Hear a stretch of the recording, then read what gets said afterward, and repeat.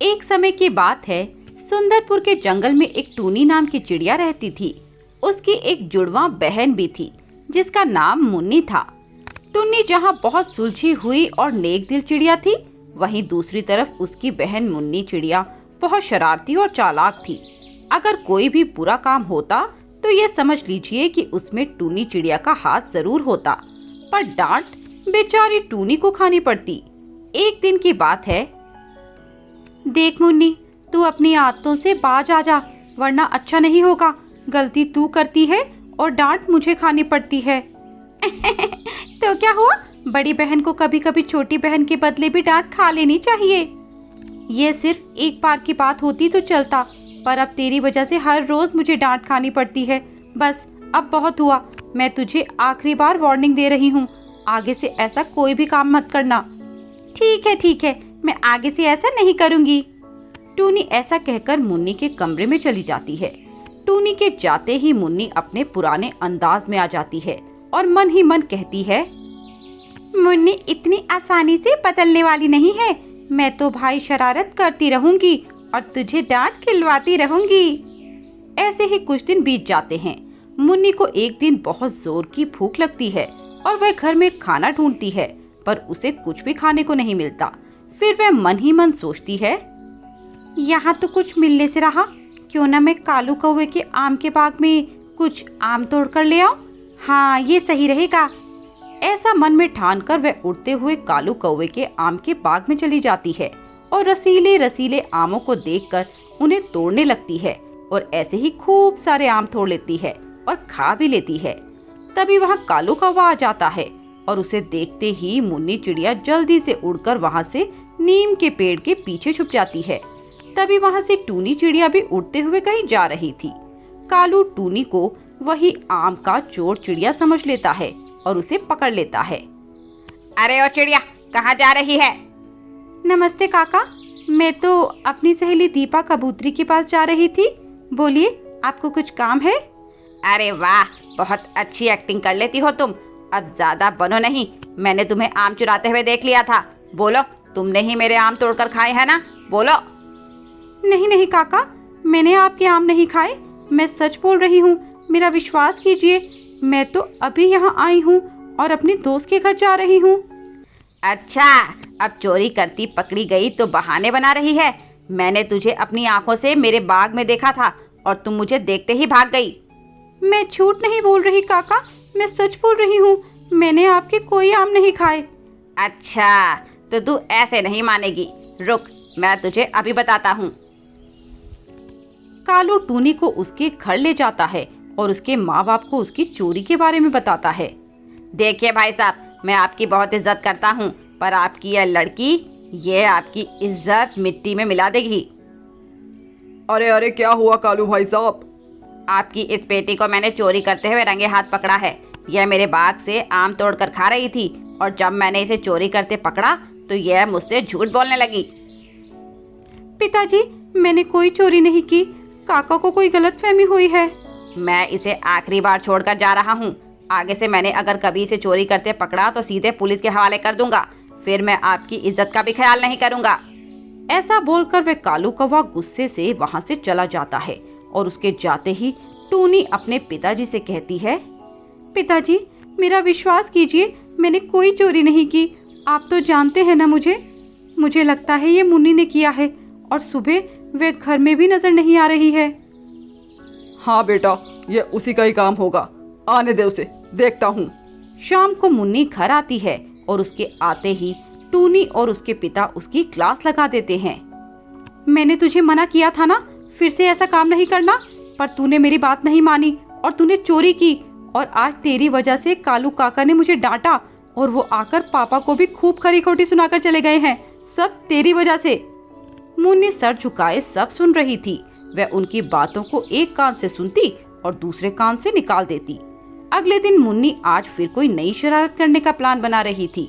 फिर उसे चुन्नू तोते का ख्याल आता है और वह उसके घर जाकर उसकी पत्नी के कान की सोने की झुमरी चुरा लेती है। उसे चोरी करते हुए चुन्नू देख लेता है। वह उससे बचने के लिए उड़ती हुई भागे चली जाती है। रास्ते में मुन्नी से वह झुमकी कहीं खो जाती है। हे भगवान, अब तो वो चुन्नू तोता मुझे छोड़ेगा नहीं। अब मैं क्या करूं? बेटा बस से भागकर तू कहाँ जाएगी? अब चल मेरी पत्नी की कान की झुमकी दे। काका, मुझसे वो कान की बाली गुम हो गई, मुझे माफ कर दो। क्या तूने वो झुमकी खो दी? मुझे नहीं पता, तू मुझे मेरी झुमकी वापस दे।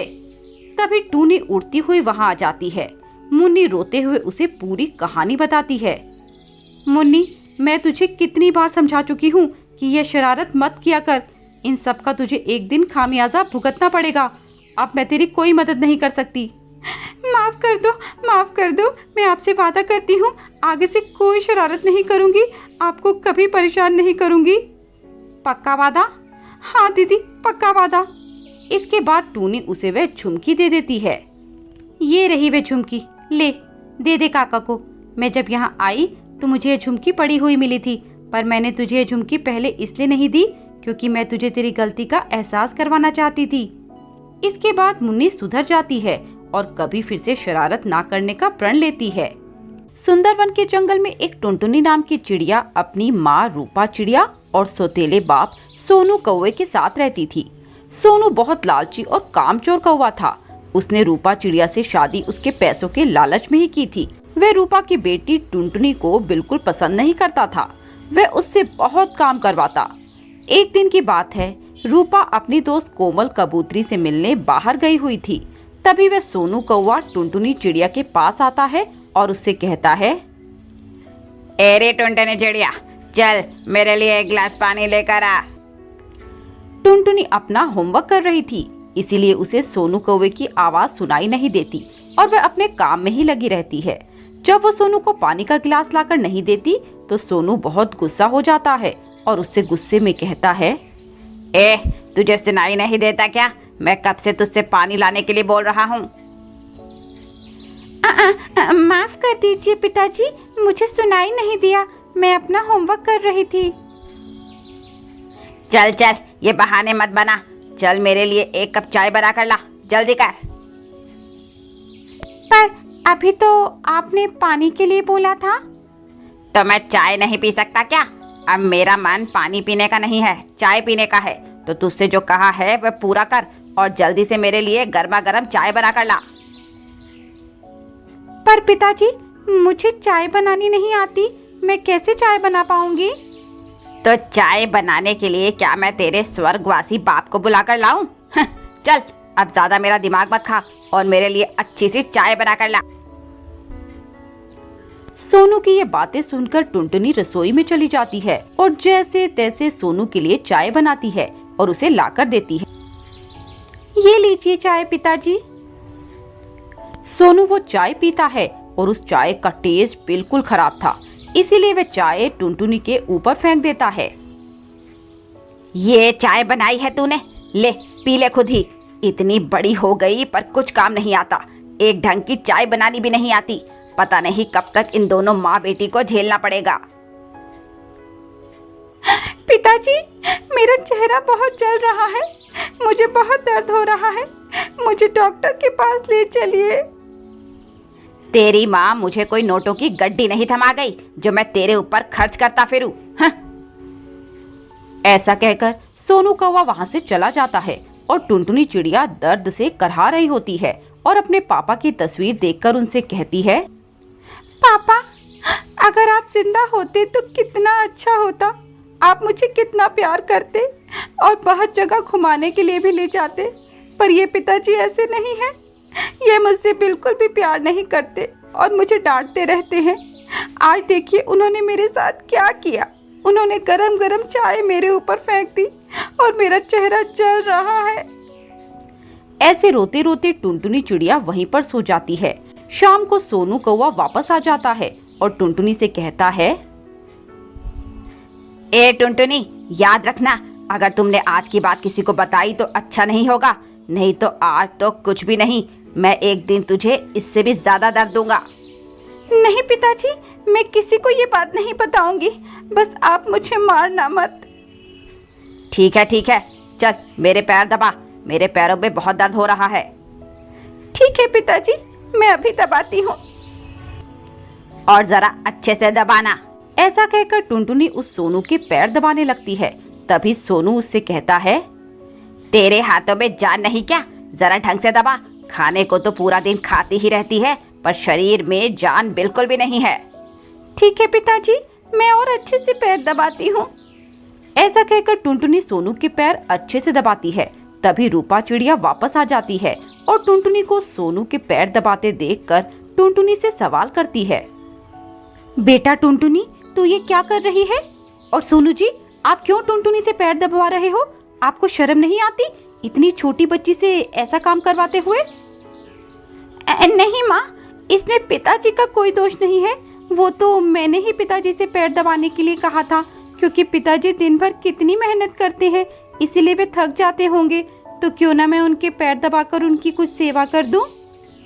हाँ रूपा, हाँ, मैं तो टुनटुनी बिटिया को कब से मना कर रहा था, पर यह मेरी बात सुन ही नहीं रही थी। फिर मैंने सोचा क्या बच्ची का मन दुखाया जाए, इसीलिए मैंने भी इसकी मांग मान ली।